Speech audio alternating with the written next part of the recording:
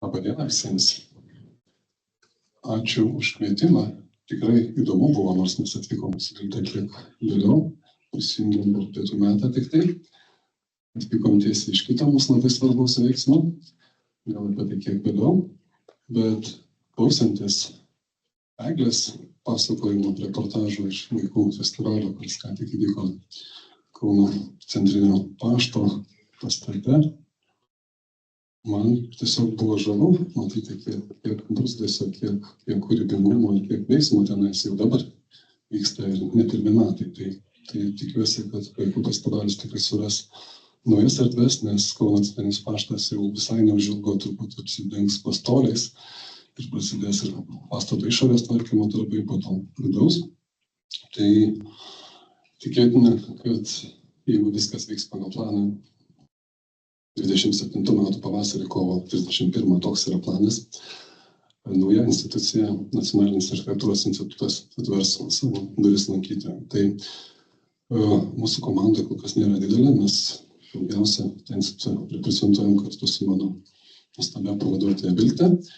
Aš jai neužilgo perleisiu žodį, bet žinoma, pasirengę atsakyti klausimus, aš nežinau, kiek mes turim laiko.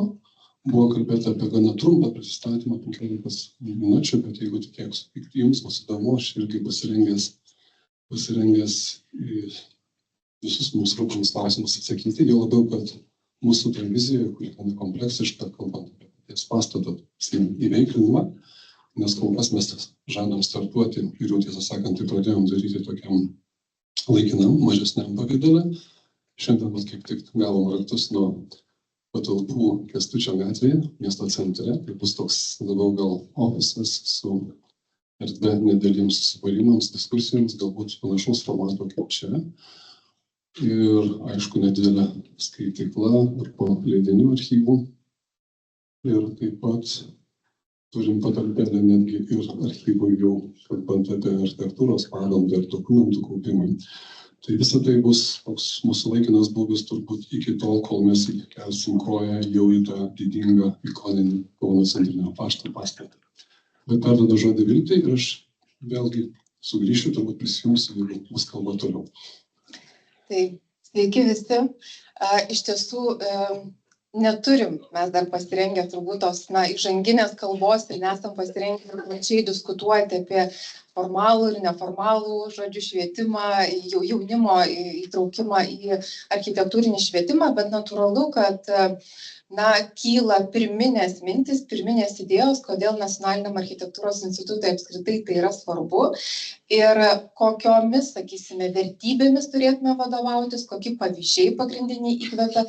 Ir man iš tiesų buvo labai smagu šiandien girdėti iš paskutinės diskusijos atstovų labai daug raktažodžių, kuriuos mes taip pat įsivaizduojam savo, sakysime, edukacinėse, galbūt programuose, tam tikrose vizijose, kaip tarpdiscipliniškumas, sakysim, tam tikrai iššūkiai, skirtingų amžiaus grupių, sakysim, jaunimo įtraukimas, kas yra labai svarbu. Taip, aš gal be mikrofono galiu šnekėti, ar galiu? Geriau. Mikrofonų dėl įsirašymo. Supratau. Tai žinoma, pirmiausiai tai yra ugdyti ir išlaisvinti vaizduotę, tai yra vienas iš mūsų tokių, manom, pamatinių veiksnių įtraukianti jaunimą. Ir mūsų vienas iš tokių pasiūlymų turbūt, atsiprašau labai, čia buvo lavinti pojūčius, ar pasakyti, nes prieškai prasisuko, lavinti taip. Tai iš tiesų planuojam įrengti Kauno centrinėme pašte, antrame aukšte, skaitmeninio turinio, tokį kambarį. Čia, aišku, visos fotografijos yra asociatyvinės, kol kas dar nelabai turim to vizualaus turinio parodyti, tai su tam specialiai, sakysim, sukurta ekspozicija, kurioje būtų, aišku, integruota ir multimedija, ir įvairi programinė įranga, ir, aišku, tikimės, kad tas kambarys, jisai bus pritaikytas ne tik, sakysim, jaunimui, bet ir šeimom, apskritai įvairaus amžiaus auditorijai. Kitas tikslas yra lavinti pojūčius. kas vėlgi yra labai svarbu.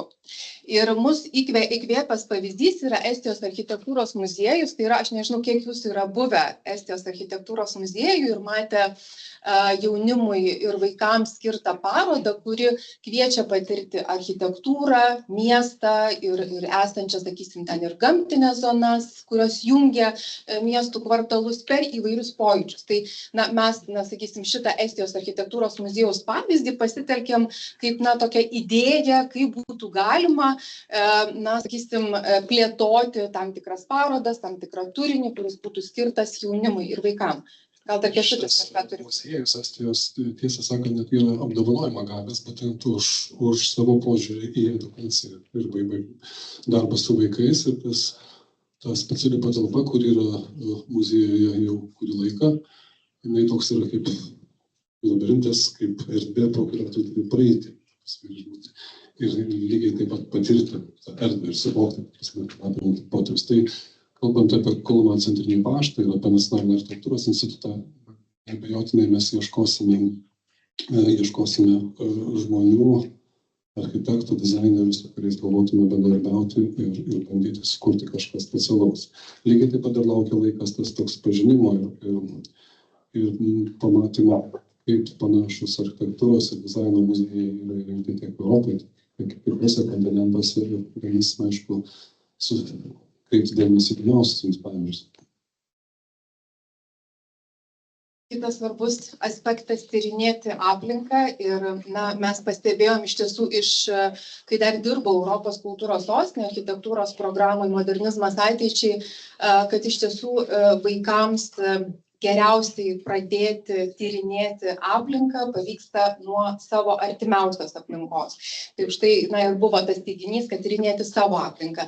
Ir vienas iš, sakysim, pavyzdžių, ką mes jau esame patyrę, ką esame išmėginę, tai buvo tokios dirbtuvės. Aš beje labai panašų pavyzdį mačiau ir jaunimo, vaikų architektūros festivalio metu. Tai vėlgi tam pačiam Kauno centriniam pašte buvo tam tikros dirbtuvės, buvo organizuojamos su dviem Lenkių architektėm. Man atrodo, kad jūs dalyvavot tose dirbtuvėse, tai paskui gal galėsit pasidalinti patirtim, nes man pačiai neteko jose sudalyvauti ir kažkaip nesurinkom to atgalinio ryšio. Tai galbūt galėsit vėliau, jeigu pamenat, kažkokius akcentus išskirti. Tai iš tiesų, vaikai buvo kviečiami kartu su architektėm, pakankamai net nedidelėse grupelėse, statyti miestą, žodžiu, atpažinti funkcinės jungtis, tam tikrus funkcinius tipus, kas sudaro miestą, kaip tam tikri žalieji plotai, žaliosios zonos turėtų integruotis arba ne priešingai į miesto audinį, taip toliau ir panašiai. Ir čia, aišku, reikėtų pasakyti, kad nėra super unikaliai ir turbūt mažai yra unikalių ir originalių idėjų. Dar vienas iš pavyzdžių, tai yra 21 metais Čikagos architektūros bienalės komanda taip pat organizavo dirbtuves ir parengė tokį vadinamą toolkitą, beje, tą, kaip čia lietuviškai, gidą įrankių dėžutę, kaip galima, žodžiu, pritaikyti tam tikrus metodus darbui su jaunimu. Ir lygiai taip pat ir jie parengė tokią mokymo priemonę, jinai beje yra PDF formatu, prieinama online, kuri yra skirta ne tik vaikams, bet kas yra labai įdomu, kad yra skirta ir jaunimui, šeimoms, ir pedagogams, tai reiškia mokytojams, tyrinėti architektūrą ir aplinkos dizainą. Ir kas yra labai įdomu, kad į visus tuos komponentus čia yra žvelgiama kaip į tam tikras pokyčio priemonės. Vadinasi, vaikai ir jaunimas suvokia, kad tiek pastatai, tiek tam tikri elementai, miesto dizaino elementai, kad jeigu jie keisis, tai natūralu, kad keisis ir pats pojūtis gyvenant mieste ir taip toliau. Ir čia, aišku, yra pateikiami ir gerųjų mokymų praktikų pavyzdžiai ir jų poveikis, kas yra labai įdomu, ir aprašomos yra užduotis ir metodai, ir čia galima net ir truputėlį pasistudijuoti, galbūt net kažką ir pritaikyti. Kitas, aišku, labai svarbus elementas, per ką mūsų supratimu, per ką mokosi vaikai, tai per žaidimą.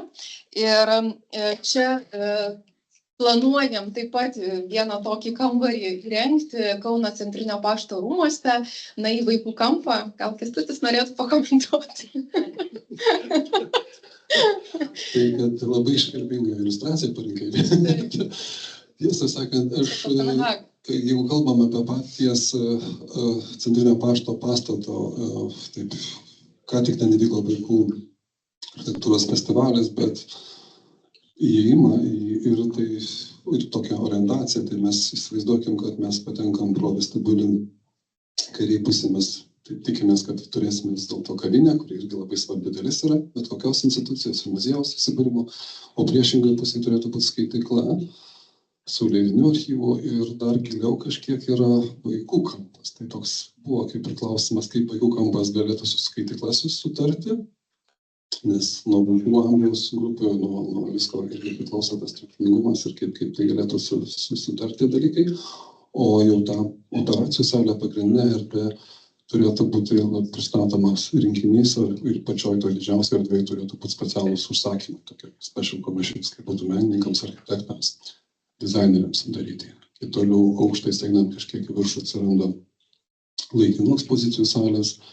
Dar aukščiau mes turime administracijos erdvės ir dar aukščiau rezidencijas architektams. Tai, ką minėjo Viltė čia dar prieš tai, apie tą skaitmeninį kambarį arba tą soft, kaip mes vadintume sudėtą, tai žinoma yra kažkas vėlgi turbūt skirta skirtingai nuo šito vaikų kampo, gal kiek vyresnio amžiaus grupėms, jaunimui ir aišku saugusiems lygiai taip pat, bet žmonėms, kuriems per ekranus, per tam tikras interaktyvumą, ypatingai kalbant apie tokias priemonės kaip virtuali realybė arba priauginta realybė. Tai mes tikrai dar ieškosime žmonių dirbančių mokančių programuoti ir dirbančių su menu ir šiuo atveju su architektūra. Tai norėtųsi, aš tikrai žinau ne vieną pavyzdį, kur jau vaizduojama meno muziejai, tarkim, Bazaras, Briuselio ir kiti, tą skaitmeninio kambario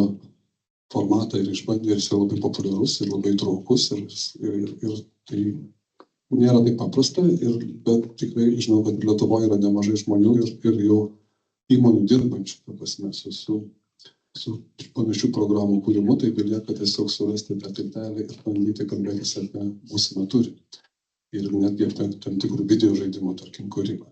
O šita dalis, tai aišku, nepaprastesnė, tai būtų susieta tiesiog su konkrečiu, galbūt interjero sukonstravimu, kuris skatintų tam tikrą, ta prasme, taktilinio pojūčio, erdvinio suvokimo ir tų pačių tiesiog, nežinau, braižymo lentų arba modernesnių priemonių, tai kad jauniausi žmonės pasijaustų, kad jie pateko į architektūros centrą ir muziejų. Žinoma, ne tik žaidimo erdvės, bet ir žaidimo priemonės. Galėsim padiskutuoti apie tai, ar jos yra reikalingos, kaip sukurti tvarias priemonės ir įtraukės priemonės. Kitas mūsų supratimu labai svarbus raktažodis, kalbant apie formalų, neformalų jaunimo vaikų architektūrinį švietimą, yra susikalbėjimo ir interpretacijos metodas. Ir čia yra tik tai vienas iš pavyzdžių. Tikriausiai esate matę, o kas nesate, tai galite pamatyti LRT mediatekoje filmą Klostės, kai Europos kultūros sostinės metu mes kartu su jaunimu ir vaikais, su įvairaus amžiaus jaunimu, įvairių kūrybinių dirbtuvių ir įvairių panašių procesų pagalba mes kūrėme bendrą produktą. Tai vadinasi, tiek pats rezultatas kaip filmas, tiek procesas buvo labai svarbus ir vaikai čia mokysis animacijos principo, kūrė rekvizitą, kepė tortus, jau vyresnio amžiaus čia jau studenčių buvo, žodžiu, kūryba, kas vėliau buvo panaudota filmuojant filmą. Tai vadinasi, per, sakysim, bendrą kūrybos procesą, per kažkokio tai kūrybinio projekto kūrimą yra integruota architektūros tema, architektūros vertės, tam tikri raktažodžiai, kurie vėlgi skatina arba turėtų galbūt skatinti, ar galėsime apie tai padiskutuoti, galbūt ne, arba kokios kitos tarpdisciplinės priemonės yra galimos pažinti architektūrą ir apie ją diskutuoti.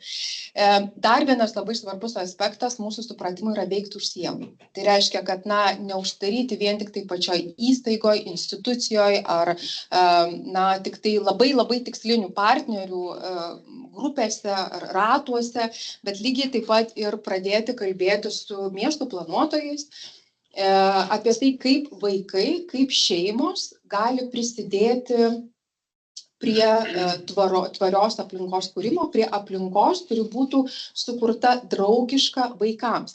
Ir čia yra vienas iš pavyzdžių, kada Eindhoveno ir Jeruzalės, buvo padaryti viešų erdvių stebėjimai ir buvo atliktas toks metodologinis ir atvejo analizės tyrimas, buvo surinkti šitų dviejų miestų empiriniai duomenys ir pateiktos rekomendacijos dėl tam tikrų, bet čia buvo tik tai dėl tam tikrų galimų tiek intervencijų, bet tik kvartalų ir gatvių lygmenių, kurie būtų draugiški vaikams sprendiniai.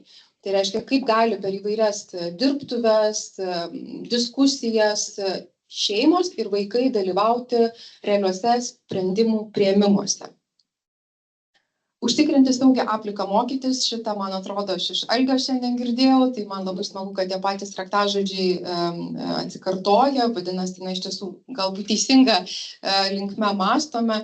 Ir ką mes čia turime mintyje? Mes turime mintyje, kad, aišku, labai svarbu edukacinę aplinką pritaikyti jautriausiams socialiniams grupėms, tiek sutrikusio intelekto, tiek, sakysim, fizinę arba kitokią negalią turintiems vaikams, ypatingai per parodas, edukacinius užsiėmimus, žaidimo erdves. Ir čia, aišku, didelis dėmesys turi būti sutelktas turinio kontekstui, tiek taktiliniams potyriams, tiek aplinkos dizainui, kuris turi būti tiek jaukus, tiek neformalus, rašytinė informacijos pateikimų ir taip toliau ir panašiai. Čia dar, kadangi už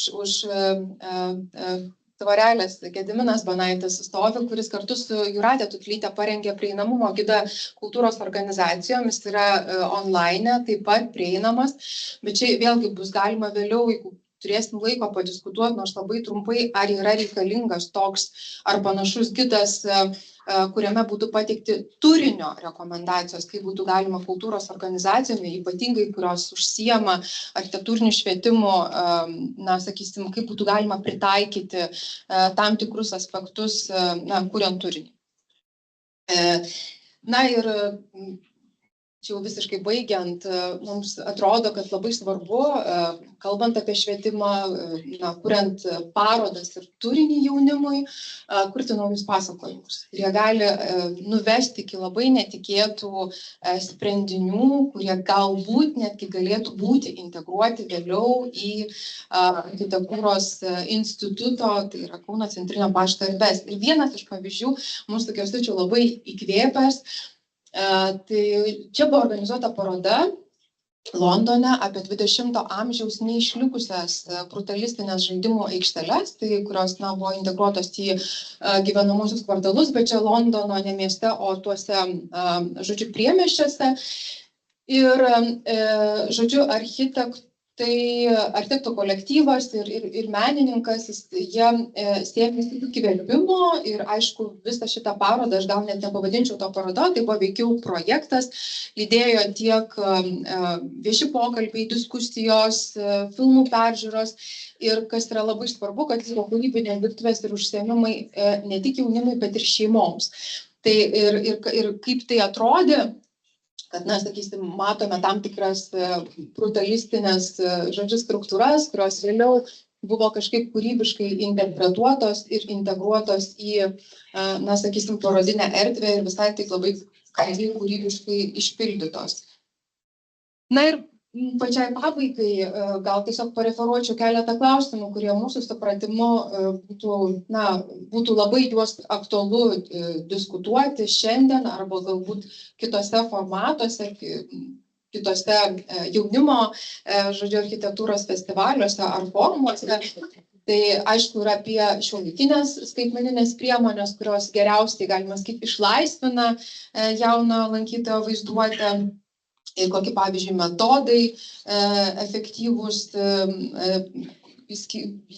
skirtingoms jaunimo amžių grupėms padėtų tyrinėti savo aplinką. Taip pat kokios priemonės lavina architektūros pažinimą per žaidimą. Kaip jau minėjau, ar yra apskritai tas poreikis kurti tuos žaidimus ir naujus produktus, atsiprašau, kokie jie būtų. Taip pat apie interpretaciją kaip metodą, ar apskritai šis metodas yra efektyvus ir kokios dar kitos tarpdisciplinės priemonės galėtų būti tam panaudotos. Taip pat apie naujus pasakojimus, kaip būtent tie nauji pasakojimai formuoja šiuolaikinės architektūros miestų sandaros suvokimą, kokie galėtų būti kiti įtraukus būdai, žodžiu, tiek vaikams, tiek šeimoms ir taip toliau ir panašiai. Ir turbūt viskas. Gal jau nebėra prasmės visų skaityti, bet jeigu bus laiko kažkiek vaikų architektūros festivalis ir šitas forumas, man atrodo, turėjo susivesti į rekomendacijas nacionalinio architektūros institutui. Mes atvykom su malonumu išklausyti jų. Ir žinoma, jūsų klausimus, jeigu tokių yra. Nes labai gerų laikų vyksta šitą diskusiją, kai instituto toks labai šviežias kūrimo procesas vyksta. Bus. Taip, kas tas knygas. Ambicijų ir leidybų aktyviems, bet viską reikia priimti. Kol kas mūsų labai maža ta komanda ir labai dar nemaži iššūkiai laukia. Esam šiuo metu 5 žmonės, dar laukiam, kaip sakyti. Viską kalbant apie, kas modernu, gražu visam pasaulyje ar Lietuvos. Ar neturit minčių įtraukti, sakysim, Lietuvos liaudies architektūros elementų, sakysim, skiedras, molinius pastatus iš molio, iš šiaudų ir panašiai visą tą liaudiškos tos mūsų, nes tai irgi yra žiauriai įdomu ir tai yra istorija, prie kurios turbūt turėtų prisiliesti ne tik jaunimas. Tai nebejotinai įdomu ir manau, kad įvairiais formatais tai gali atsirasti tiek atskirose programuose, tiek, tarkim, nes Centrinio pašto ta pagrindinė erdvė, jinai numatyta yra kaip tam tikras architektūros istorijos pasakojimas. Tai gali atsirasti tam tikri segmentai, kurie kalba ne tik apie 20 amžiaus, tarkim, modernistinę architektūrą arba šių laikų architektūrą, bet yra tam tikras ištakas ir tam tikrus kitus jos dalykus. Ir žinoma, architektūros institutas ir bus gana aktyvi erdvė diskusijoms, susitikimams, tyrimams, teoriniams dalykams. Tai aš nebijoju, kad tai, ką jūs paminėjote, iškils ne kartą.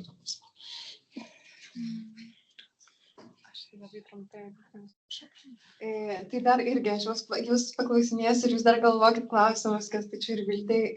Aš tik noriu paminėti, kadangi žinau, kad po to pradeda, kai diskusija kartais birėt žmonės, tai noriu labai paprašyti, paminėti. Čia kairėje pusėje turim 3 lentas tokias klausimais jums. Tai viena būtent yra skirta pasiūlymai Nacionaliniam architektūros institutui. Tai jeigu kažkas neišsakysit dabar žodžiu, arba dar sugalvosit vėliau, tai arba kažkam labai pritarėt, ką jie pasakė, tai kažkokie mintį čia. Arba nepritarėt. Tai viena yra skirta tam. Kita yra skirta iniciatyvos, kurios jau yra Lietuvoje, architektūriniai švietimai skirtos, tai galbūt kažkokios finansavimo galimybės, galbūt leidiniai ar kažkokios projektai, kurius labai džiugina, kad jie yra, arba kažkokie veiksniai palankus, ar projektai, tai irgi įvardinkit, pasidžiaugim tuo, kas yra, man irgi labai aktualu tą informaciją surinkti, pildom toliau, kad turėtumėm tokį tiesiog pilnesnį vaizdą, kas yra daroma Lietuvoje. Ir 3 lenta yra skirta, šiandien daug kalbėjome apie architektūrinę švietimo reikšmę, kodėl tai yra svarbu, buvo įvardinta labai daug dalykų. Tai norėtųsi irgi iš jūsų išgirsti kažkoks gal vienas dalykas, kurį jums įsiminė, koks aspektas jums atrodo svarbiausias, lavinant žmogaus asmenybę, ugdant, kodėl tai yra svarbu, nes, kaip minėjau, nėra vieno atsakymo, jų daug yra. Bet tiesiog irgi labai norėtumėm paprašyti, kad įvardintumėm mum ir mes tada irgi gautumėm tokį, įdomu būti ir jūs išgirsti. Ir dar priminsiu, kad ten dar bus lauks kava arbata, sausainiai, tai galima bus ir ten pratęsti diskusiją, tai tiesiog, kad žinotumėt. O dabar grįžtam į jūsų klausimus ir aš taip pat norėčiau paskatinti tiek užduoti jiem klausimus toliau, tiek tikrai žinau, matau, kad šitoje auditorijoje yra daug edukatorių, mokytojų, muziejininkų ir, nežinau, net galiu pirštais, pavyzdžiui, Vilniaus medinės architektūros muziejus tikrai dirba su vaikais. Lietuvos liaudies buities muziejus turi visokių veiklų. Kiti edukatoriai, mokytojai, tai aš kažkaip norėčiau irgi suteikti jums galimybę ir norėčiau jūsų išgirsti kokias patirtis. Ir mano klausimai būtų ne tiek, ką jūs darot, nes mes čia išgirdom visai be šiandien per dieną, kaip galima kalbėti apie architektūrinį švietimą, bet labiau gal kokios jūsų pamokas, ką jūs pastebėjot, kas veikia, kas neveikia, kas svarbu, kas ne taip. Pavyzdžiui, kažkada klausiausi Algimanto seminaro mokytojams, man labai ištrūko, kaip jis kalbėjo apie tai, kaip skirtingo amžiaus vaikam pritaiko, bet kažkiem jaunesniem, ten dar tokių terminų, vienaip veda tą pačią ekskursiją, vyresniem kitaip. Tai vat irgi tam tikros pamokos, tokios, kur man atrodo visiems būtų labai naudingos išgirsti. Tai gal kažkas norit, bet ne klausimą užduoto, pasidalinti savo kažkokią patirtim, įžvalgą, taip drąsiai, nebijodami. Aš galiu prinešti mikrofoną, kas tyliai kalba, kaip ir aš, ir kam nepatogu be jo, be. Aš tik tokį pastebėjimą, kad mes šnekėjom daug apie vaikų tą švietimą, architektūros ir jaunimo, bet kažkas gerai pasakė, kad mokytojus reikia šviesti. Bet situacija, kai mes neturėjom to architektūros švietimo, manau, kad labai svarbu yra pabandyti traukti suaugusius į architektūros švietimą. Nes problema yra ne ta, kad vaikai nenori, bet tiesiog suaugę dažnai nemato prasmės tame. Ir nemoko, ir paskui mes gaunam, kad turim visuomenę, kuri architektūros nesupranta ir nebando suprasti. Tai va, čia gal tokia didesnė problema yra, reikėtų pabandyti kažkaip įtraukti daugiau visuomenę. Nes architektūros fondas darydavo tas paskaitas, architektūros suvokimą, tai jos šiek tiek įtraukdavo, bet ir jas dažniausiai susirinkdavo tie, kas jau yra architektūros įtraukti, o kažkaip pabandyti įtraukti plačią visuomenę. Tai jeigu bus atidarytas centras Kaune, tai bus paprasčiau šnekėti su visuomenė, kažkokio tokio, kad imtelėti ir kasdienį tą žmogų ištraukti iš namų aplinkos, vat šiek tiek daugiau. Aš turbūt paantrinsiu, nes Mo muziejus vykdė, gal ir dabar dar vykdo tokią edukaciją mokytojus įtraukiant, kaip mokinį supažindinti su menu, kaip paveikslo vertę, supažinti su dailininku ir taip toliau. Tai lygiai tas pats inspiruoja, kad galėtų tokie mokymai vykti ir mokydami iš architektūros pusės.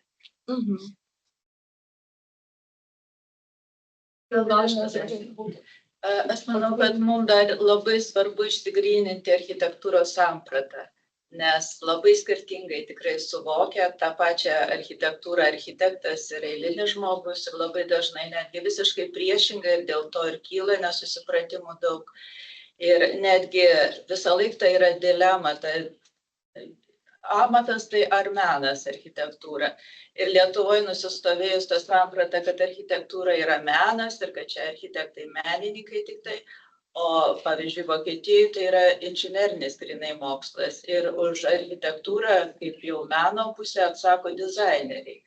Ir nežinau, kaip su architektūra pavyktų surinkti, pavyzdžiui, klausimyną parengus, bet mes darėm trumpą klausimyną, kaip suvokia paveldą. Tai ten iš tikrųjų visiškai skirtingos buvo sampratos. Tai manau, kad irgi tiek ir, aišku, ir jūsų institutui galbūt aktualu išsigryninti tą savoką ir bandyti kažkaip diskutuoti apie tai. Aš galėčiau pasiūlyti, kad reikėtų kaupti kažkokius tai skausmingus momentus, kurie yra skausmingi ir žmonėms, ir architektams, ir reikėtų pradėti dirbti taip pat ir su politikais, kad spręsti kažkokias tai problemas, kurios yra teisinės, nes Lietuva yra labai stipriai reguliuota šalis, ko nėra kitose šalyse, reikėtų atpalaiduoti kai kuriuos įstatymus architektūros srityje. Tikimės bendradarbiavimo su architektų rūmais, su Lietuvos architektų sąjunga, nes juk yra įvairių organizacijų, asociacijų, kurios atstovauja tuos interesus. Nes tai, ką jūs minite, tai be abejo tai yra aktualios. kurios yra dažnai aptariamos, bet tam jau yra tam tikrai instrumentai ir institucijos. Aš siūlau Architektūros įstatymas, kaip žinia, net taip sakai, irgi atsirado. Klausimą, galiu gal ir be mikrofonų, kad būtų įdomu gal išgirsti, jeigu apibrėžtumėt gal instituto vieną ar du pagrindinius veiklos prioritetus ir kad suprasti edukacija, nežinau, kokia dalis yra instituto, nes būtų, man atrodo, prasminga, kad ta edukacija nebūtų tik pramogų organizavimo veiklos, bet ir turėtų gal mokymosi paskaitą, nes edukacija gali lengvai tapti tiesiog pramoga šeimoms ir mokiniams. Tai įdomu, kokie jūsų bendrai prioritetai ir edukacija, procentaliai veikloje. Jeigu labai trumpai, tai aišku, nes paties instituto veikla, apibrėžta net ir nuostatos yra. Tai, bet aišku, mūsų tikslas ir ambicija tai pirmiausia yra kiek įmanoma skatinti žmonių suvokimą apie architektūros reikšmę, ta prasme, ir taip įtakoti galbūt netgi ir tam architektūros raidos procesus. Taip. Ir žinoma, noras yra dirbti kiek įmanoma ne tik lokaliai, bet ir tarptautiniu mastu, su dulia institucijai. Tai tokios turbūt ambicijos, bet aš suprantu, kad mes esam čia šiuo metu, kur didžiausias dėmesys yra skirtas edukacijai. Tai sakyčiau, kad man pačiam tai labai naudinga šitas kelios valandas, ta prasme, aš tikrai turbūt dar kartą pergalvosiu apie tai, ką aš jau žinojau, kaip kelių net institucijų, ta prasme, vadovas ir dirbęs su edukacija, bet iš architektūros pusės man atrodo, kad mes turim nuostabų pastatą, nuostabią vietą Kaune ir tikrai labai nemenkas galimybės. Ir tiesą sakant, jeigu sekančią savaitę mes jau rekrutinam arba kalbamės su žmogum, kuris dirbs su komunikacija, tai visai neužilgo lauksim susitikimų su edukacijos vadovu. Taip tariant, jau čia kalbu kaip darbdavys. Bet Sąryšium su tuo, ką aš kalbėjau, tai pavyzdį galiu duoti tai, kad Suomijoje šios ARK institucijos mokytojai dauguma neturi pedagoginio išsilavinimo, kas nebūtų įmanoma Lietuvoje. Aš turiu pasiūlymą. Suraskite ant pašto pastato ant sienos vietą ir užrašykit, kiekvienas žmogus yra architektas, bet tai architektas tik tai žino. Nesinori kartoti, kaip sėkmingai skamba. Kažkaip kitos sugalvosim su fasadu. Tikrai mes kalbamės apie apšvietimą, tarkim fasado, kuris galbūt irgi sveiks. Aš gal tik tai labai trumpai norėčiau papildyti Kęstutį dėl edukacinių programų. Tai aš manau, kad turėsime ir nuolatinę ekspoziciją, kurioje vyks nuolatinės, sakysime, edukacinės programos, bet lygiai taip pat bus ir rezidencijų programa. Tai reiškia, tos ekspozicinės erdvės, kurios nuolatos keisis ir atlieps tam tikras architektūrinės aplinkos dizaino aktualijas. Tai aš manau, kad susijęti turinį su tam tikra edukacinė programa, kuri keisis, taip pat bus labai aktualu. Ir į tą procesą įtraukti specialistus tiek formalaus, tiek neformalaus švietimo. Tai turbūt dabar taip aptakiai, tik tai galima būtų pasakyti, bet ketinimas, aš manau, kad nežinau, ar tai tikrai edukacija yra tik žaidimas. Man atrodo, kad gal nereikia bijoti pavadinti to žaidimu, juolab, kad priklausomai į kokio amžiaus, apie kokį amžiaus lankytoją mes kalbam. Tai gal žaidimas visai geras raktažodis rimtai edukacijai. Ar jūs orientuositės labiausiai į Kauną ir į modernizmą, ar vis tik plėsitės iki Lietuvos teritorijos ribų ar už teritorijos? Išgirdėte tą klausimą. Bet jūsų išvardinti segmentai yra svarbus, be abejonės. Mes esam Kaune ir aš manau, kad labai gera mintis buvo, kad būtent nacionalinis architektūros institutas buvo steigiamas Kaune, o ne Vilniuje, tarkim, sudėti. Tai yra labai svarbu. Ir dirbti su vietinė bendruomenė, žinoma, tai yra labai kaip sakyti, nauja ir labai ilgai laukta institucija visos Lietuvos mastu, tai aš neabejoju to prasme, kad tai bus svarbus traukos centras ir architektam dirbantiems ir profesiniai bendruomeniai ir šiaip bendrai publikai visiems vykstantiems į Kauną. Nepamirškime, kad valstybė skiria tikrai nemažas lėšas šito pastato sutvarkymo ir institucijos įveiklimui. Mes turim 16 milijonų biudžetą.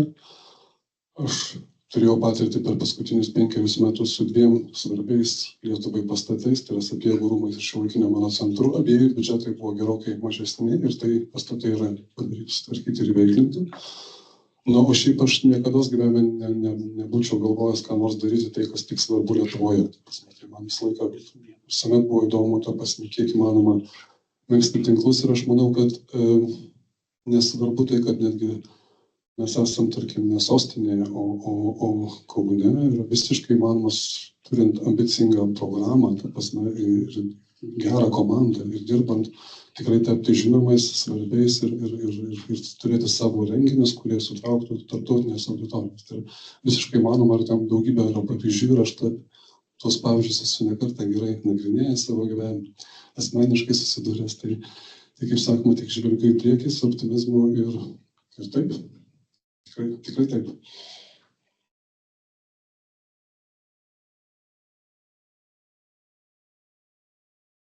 Gal tikrai dar būtų norinčių pasidalinti savo kažkam patirtim iš savo veiklų, mokyklų, muziejų, dar kažkur tai.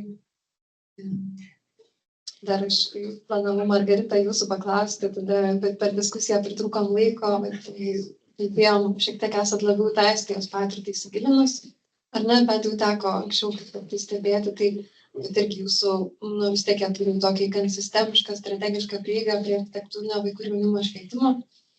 Tai, bet kokius gal išvelgiat, kur jūs stipriosios pusės, o kur gal silpnosios, kur gal pusės, kuriom nereikėtų Lietuvai sekti, kažkaip taip reikėtų, nežinau. Taip, labai išsamei gal nepristatyčiau, bet galiu trumpai. Jūs pristatėt, estai įdomus yra tom, kad ilgai veikia, nuo 11 metų, kaip Dalia rodė, ir jie sistemiškai dirba su mokyklomis, labai bendradarbiauja Lietuvoje, bet klausantis jų patirties, tokios praktikos nėra. Tai jie įdomus mums architektūros fondui ir keliončiam dirbtuvėm buvo įdomus tom, kad rengia tikslingai programas mokykloms ir bendradarbiavo su mokyklom, tai tokius užduočių sąsiuvinius yra parengę, kas yra visai įdomus toks formatas dirbti su mokyklomis, tai tie užduočių sąsiuviniai, kurios sudaro 10 užduočių turbūt. Ir tikslas yra kurti idėjas mokyklos vidaus erdvėj. Ir tos užduotis yra parengtos architektų ir jas savarankiškai gyvendina mokytojai su mokiniais, pasirinkę kaip modulių turbūt. Ir tai įdomus tikrai pavyzdys, man atrodo, kurį įdomu būtų ir Lietuvoje galbūt vystyti. Mes neturėjom dar tokių galimybių, galbūt ateityje atsirastų. Tai ta įdomi dalis yra, kad architektai tada teikia mokykloms, nedalyvauja tiesiog idėjų kūrime, bet teikia rekomendacijas, tai yra peržiūri, mokiniai siunčia architektams savo kūrinius ir gauna refleksiją. Bendradarbiavimas yra toks dvipusis, tai architektai ir mokytojai vienas iš kito mokosi. Tik gal minusas tame yra, ką mes iš savo veiklos pastebėjom, kad užduočių sukūrimas ir atidavimas mokyklai gal nėra pats tikslingiausias toks metodas, nes man atrodo, mums atrodo tvariausia, kai mokykla ir architektas bendradarbiauja, kad tas architektas tiesiogiai dalyvauja veikloje. Tai čia šiuo atveju galbūt bent reflektuoja kūrinius, nes gali būti sudėtinga atlikti šiek tiek užduotį architektūrinę. Tai mano asmeniškai gal tokia svajonė būtų, kad architektai įsitrauktų į mokymosi procesą, nes jie įsitraukia pakankamai daug. Tai galbūt instituto galėtų būti vienas iš tiklų, kad architektai dalyvautų instituto veikloje ir edukacijoje arba sklaidoje architektūros tiesiogiai, nes mes dažnai skundžiamės, kad nesupranta mūsų architektūros, nesupranta visuomenė, bet nepakankamai skiriam pastangų patys kalbėti apie architektūrą, todėl skundžiamės, kad gal kažkaip netaip mus interpretuoja. Ačiū labai. Atsiprašau, dar vieną pavyzdį prisiminiau, tai švedų partnerius turime Vaksvarket, tai ten, tai kadangi Skandinavija turi labai tokias gilias tradicijas švietimo ir darbo su bendruomenėm, tai man patiko ten bendradarbiavimas, kur architektai turi galimybę miestuose vystyti kelis metus kokią nors apleistą teritoriją, kurioje su vietos bendruomenė po truputį ją įtraukia ir turi tokių lauko erdvių, kuriuose mokiniai klasės ateina pabūti kelias valandas lauke ir daryti, ką nori. Tai dažo, sodina augalus, pjauna, stato ir laisvai veikia. Tai va, toks veikla, kuri mokinys išeina į lauką ir tiesiog dirba kažką. Tai irgi įdomus pavyzdys. Ačiū labai už pasidalinimus, matau, kad iš tikrųjų truputį nubyrė žmonės, normalu, diena, daug informacijos. Reikėjo sutelkti, kadangi Margarita paminėjai, tą darbą su mokyklom, čia iš tikrųjų atbarkuoju tokį UNESCO asociuotų mokyklų tinklą, tai bandysim gruodžio mėnesį, čia taip labai nedidelį mastu protestuoti tą medžiagą, ten tiesiog ne visą, bet iš tikrųjų, aišku, dėja, be architektų įstraukimo, bet tiesiog, kad susirinktų mokytojai iš vaikų tą atgalinį ryšį, kaip jie jaučiasi mokykloje savo erdvėje ir pateikti tam tokius pasiūlymus, nes man tai atrodo, iš tikrųjų, tų veiklų labai daug yra ir metodų dirbti, tą architektūrinį švietimą pateikti yra labai daug skirtingų, bet labai svarbu savo atsakyti tą visada klausimą, ko sieki tuo, nes, kaip kalbėjom, kad labai galim skirtingų tikslų pasiekti. Pavyzdžiui, man tas metodas estų darbo su vaikais mokyklose labai gražus tuo, kad vaikai tiesiog per tai pradeda pastebėti sąmoningai, kaip aš jaučiuosi vienoje ar kitoje erdvėje ir kodėl. Ne tai, kad ten labai gerai išmanyti architektūrą, nebūtinai apie tai, kad jie jau kūrėjai ir taip toliau, bet dažnai žmonėm ta architektūra ar ta žmogaus sukurta aplinka yra visiškai kaip fonas. Tiesiog net jo taip sąmoningai, jeigu tu nedirbi architektūros srityje, nes taip kažkaip su jie susijęs tiesiogiai, tai nėra tokio labai sąmoningo žvilgsnio į tą aplinką ir įsisąmoninimo, kad aš čia blogai jaučiuosi dėl to ir dėl to, arba gerai jaučiuosi dėl to ir dėl to. Ir tie pratimai, man atrodo, yra tas pirmas geras žingsnis su moksleiviais tyrinėti savo aplinką, kad jie bent jau būtų jos atžvilgiu sąmoningi. Tai jo, bet ta estų patirtis, manau, tikrai geras pavyzdys, kurį būtų galima bandyti plėtoti. Tai tikrai, tada kviečiu pratęsti diskusiją ir va čia parašyti savo tose lentose savo pasiūlymus, savo idėjas, išvalgas, dar kas nori pabendrauti prie kavos arbatos, labai kviečiu. Man tai toks atrodo, kad vienas dažniausiai linksmų dalykų buvo, kad vis dėlto tikrai reikia mokytojam daugiau kažkokios informacijos, bet ne tiek informacijos, bet rasti būdus, kaip jos pasiekti. Tai yra perkalbėti, užimti, tai tokius būdus, kad ir jiem būtų patrauklus. Tai čia dar, man atrodo, kad dažnis klausimas, kaip tą padaryti, nes tų mokymų, tų temų yra ir klimato kaitos švietimas ir dar daugybė aktualių šiandien temų ir negali mokytojai visko apimti, tai čia gal irgi galbūt kažkaip architektūros institutas ir kitais būdais galbūt irgi padės kažkaip efektyviai. Atsiprašau, manau, kad nereikia ant mokytojų pečių viską užkrauti, reikia pabandyti integruoti šeimas. Ir kai šeimos yra suinteresuotos ateiti su savo vaiku, tai gal tada ir su tam bilietėliu karts nuo karto atsirastų. Ačiū visiems už jūsų laiką, už tai, kad buvo kartu.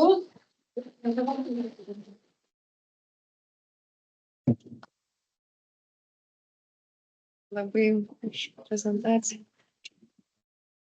Ačiū, kas tai.